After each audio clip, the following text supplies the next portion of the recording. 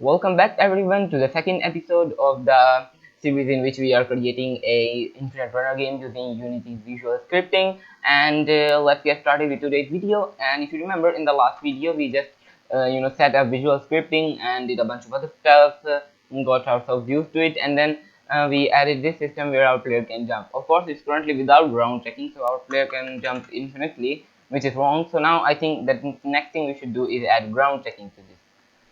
So in order to do that, what I'm going to do is go under my graph folder here in my asset plus graph, and I'm going to open up my player graph, hit edit graph, and it should open up this script graph window, and I'm just going to dock it here.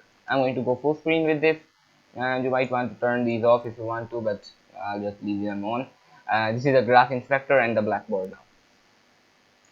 Now in here, what I can do is I can check if the player is actually grounded before we do this.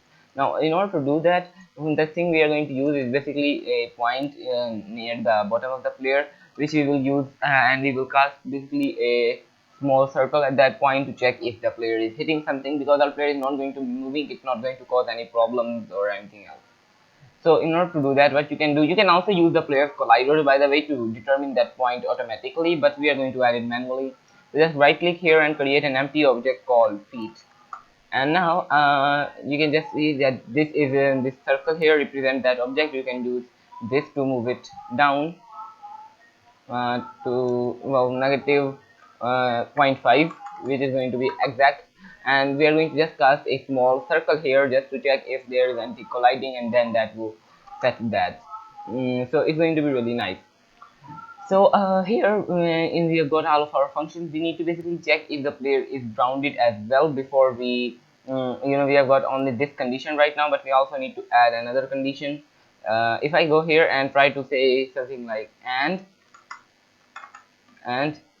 you can see that we have got this in logic here, and I can add this here now, and you can provide it with yet with another another condition. So it's going to be really easy. This is logical and, by the way, if I go ahead and say and, you can see this is logical and as well, and there might be a bitwise and, but I don't think that exists yet.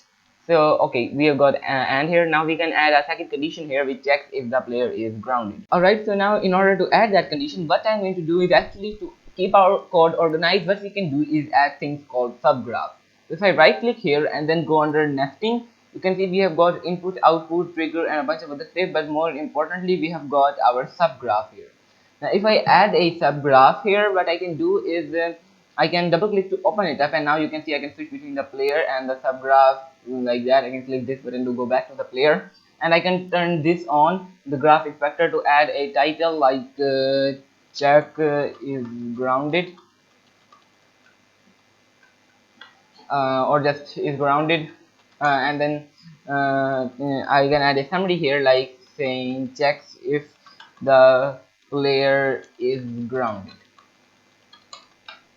Alright, now in here we can add in trigger inputs and data inputs. Now triggers are of course control flow, and data inputs are the data actual.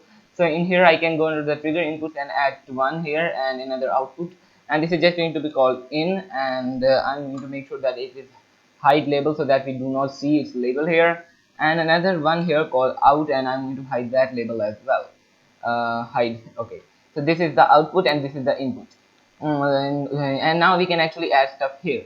So if you remember, of course, if you might not remember if you haven't watched other series, my platformer series, but actually what we can do for ground checking is that we can say something like we can say overlap circle. We can use this overlap circle method to overlap a very small circle, and use overlap circle all to make sure that you get this, or you can just use overlap circle as well and make sure you use the second function which has got a point, a radius, and a layer mask.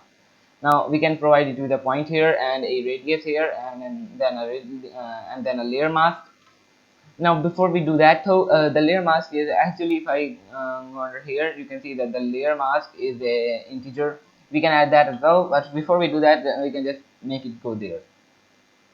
And for the output, so I'm going to add in a data output here as well, and this is going to be called is grounded. The key, you can add a separate label if you want, by the way, and I'm going to make this a boolean. If you add a separate label, then that should be shown instead of the actual key.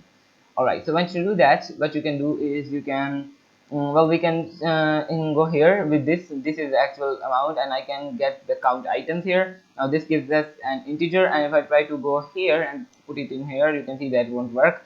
But I can say greater, use the greater than operator here to check with this. The count items returns the number of items, so I can use greater than 0 to check if it is actually contains anything. This array, if it contains anything, that means that it is working, so I can add this to the is grounded.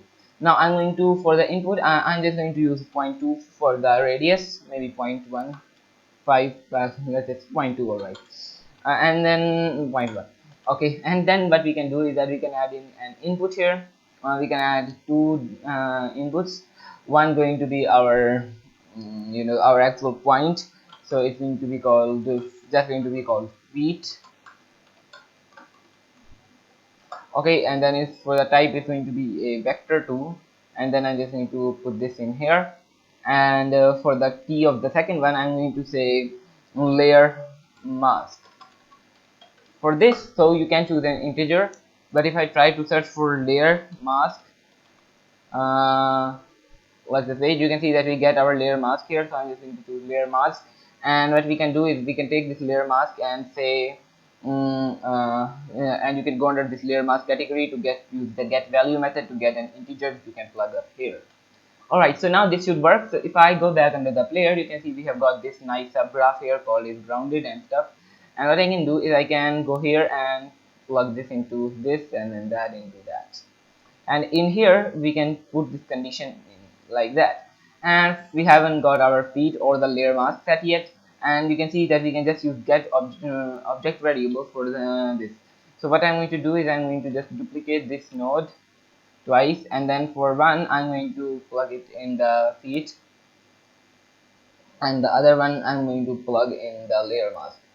Now for these two, what I'm going to do is make sure that this one is the actual ground layer. I'm just going to change the names of the variables, and then we can add these in the inspector later. And for the feet, I'm just going to say feet. And now what we can do is we can exit out of this graph, go under our game view, maybe not the game view, I can select my player, and you can see we have got only one variable here. I'm going to add another variable, and you can see that we need to add a ground layer along with a feet. So I'm going to add in first of all a feet variable, which is going to be a vector 2, and actually you can see this shouldn't be a vector 2. This should be, if I go here and say hmm, uh, something like we need this to be a transform. So what I'm going to do is I'm going to choose a transform instead, and once I choose that, you can see that now I can if I, by the way, if you ever get lost, just hit this overview button. That should get you all in the correct place. And what I can do is I can what I can do is I can say here if I search for position or was it location, transform get position, you can see that I can't actually find it. So let's just search for transform, and you can see get position, and if I search for that now, you can see that we have got an option for getting the position, and now we can use this instead, because remember you need to be careful of the type. And by the way, it's saying that this is null for some reason, because the target is the transform, and we have got a transform here. It's currently null. Okay, we can add a transform here. So if I drag my feet in here, that should make the error go away. I'm going to add another variable here. Okay, we need to enter a variable name first. It's going to be the ground layer, and for the type, it's just going to be a layer mask. Layer mask. And yeah, with that done, we can, for the layer, we will do that in a second. And what I can do is I can go here and okay, we have done everything. So what I can do is I can go in here and I can select my ground, and then what I can do is I can go under the layers and add in a new layer called ground. Okay, and then I can select my ground and make sure that it belongs to that layer, and then what I can do is select my player and make sure that layer mask includes that ground layer. And now once I go under game and view and I hit play, what you should see is that everything works. So let the player go down, and I can only jump on the ground, and I cannot jump if I'm not on the ground. So yeah, this is pretty much working, and it's all done without writing a single line of code.